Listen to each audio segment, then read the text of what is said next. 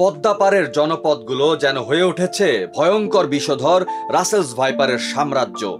চাঁপাইনবাবগঞ্জ, রাজশাহী, পাবনার পর মানিকগঞ্জেও আতঙ্ক বাড়াচ্ছে দেশের সবচেয়ে বিষধর সাপ রাসেলস ভাইপার।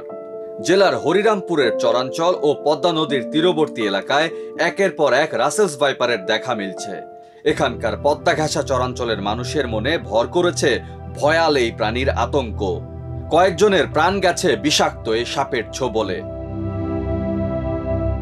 2 মাস আগে কাজীকান্দা গ্রামের কৃষক লাল মিয়া সেচ মেশিন বন্ধ করতে গেলে তাকে ছোবল মারে রাসেলস ভাইপার।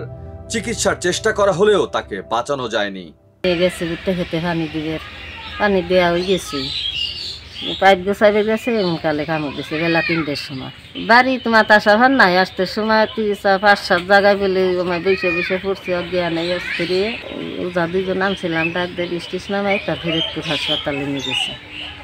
এনে যাই ভ্যাকসিন দিছি। সোমবার দিন নিছি রাত 1টা বাজে, আবার বুধবারের দিন যাই রাত 1টা বাজে মারা গেছে। ওই ঘটনার প্রায় 1 মাস পর পাশের গ্রামের তোতা মিয়ারও মৃত্যু হয় রাসেলস ভাইপারের কামড়ে। এছাড়া চরাঞ্চলের লেচরাগঞ্জ ইউনিয়নে ফসলের ক্ষেতে কাজ করতে গিয়ে সাপের দংশনে এক কৃষক মারা যান। সবার ধারণা এখানেও রাসেলস ভাইপার। যখন একটা সাপে কাটা রোগী আসে এবং এটার জন্য আমরা যেটা জানি অ্যান্টিভেনম দিয়ে থাকি। এখন অ্যান্টিভেনমটা দিতে হয় খুবই কস্টলি, এবং দিলেই যে সেটা সাথে সাথে মানে ফল পাবে সেটা না, অনেক সময় সেটা কিছু সাইড ইফেক্ট থেকে থাকে। জনগণকে জানাতে হবে এই সময় আমাদের সবচেয়ে সচেতনতাটা তো অনেক বেশি দরকার। সাপে কাটলে হেলথ কমপ্লেক্সে নিয়ে আসুক, অন্য কোথাও যাতে নিয়ে না যায়, মানে অ্যাটলিস্ট ওঝার কাছে না নিয়ে যেতে সময়টা, কারণ এখানে সময়টা খুব ইম্পর্টেন্ট। মানে ওই টাইমের মধ্যে যদি আপনি ট্রিটমেন্টটা শুরু করা যায় তাহলে হয়তো বা সেই জীবনটাকে আমরা বাঁচাতে পারি। মানিকগঞ্জে পদ্মা তীরের মানুষের প্রধান কাজ জমিতে ফসল ফলানো আর গরু ছাগল পালন করা। শত শত বিঘা জমিতে ভুট্টা, বাদাম, তিল ও ধানের আবাদ করেন তারা। গত কয়েক বছর থেকে চরাঞ্চলে রাসেলস ভাইপারের উৎপাত বেড়েছে। বিষাক্ত এই সাপের ভয়ে ঠিকমতো কাজও করতে পারছেন না কৃষকরা।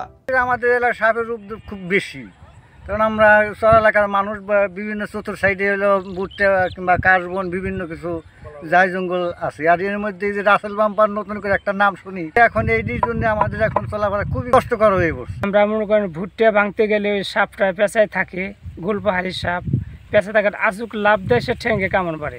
এই জিনিসটা সিদ্ধান্ত নিলে আপনাকে নিয়ে লাগবো, তাছাড়া তো আমরা পারতেছি না, অনেকেই মারা গেছে। উপজেলার আজিমনগর, লেচরাগঞ্জ ও সুতালরি ইউনিয়নের চরাঞ্চলে গত 3 মাসে বিষধর এই সাপের কামড়ে মারা গেছেন 5 জন। রাসেল ভাইপারের জন্য কয়েকজন লোক মারা গেছে, চিকিৎসার অভাব আছে। এখান থেকে নিতে নিতে 6 মাস 10 মাস 6 ঘন্টা 7 ঘন্টা লাগে পার হয়ে যাইতে। এই 1 বছর ধরে এই যে বর্ষা কম হওয়াতে এই সাপটা বৃদ্ধি পেয়েছে। আমাদের লেচরাগঞ্জ ইউনিয়ন, পাশে আজিমনগর ইউনিয়নে অনেক লোক মারা গেছে। হরিরামপুর উপজেলার চরাঞ্চলগুলোতে সম্প্রতি এই বিষধর সাপের উপদ্রব বাড়ায় বড় বিপদে আছে সেখানকার মানুষ। পার্শ্ববর্তী ফরিদপুর জেলার ঢালাইচর, কবিরপুর, মনসেরঘাট, নটাখোলা এলাকাগুলোতেও আতঙ্ক ছড়াচ্ছে রাসেলস ভাইপার। ডেস্ক রিপোর্ট, দেশ রূপান্তর।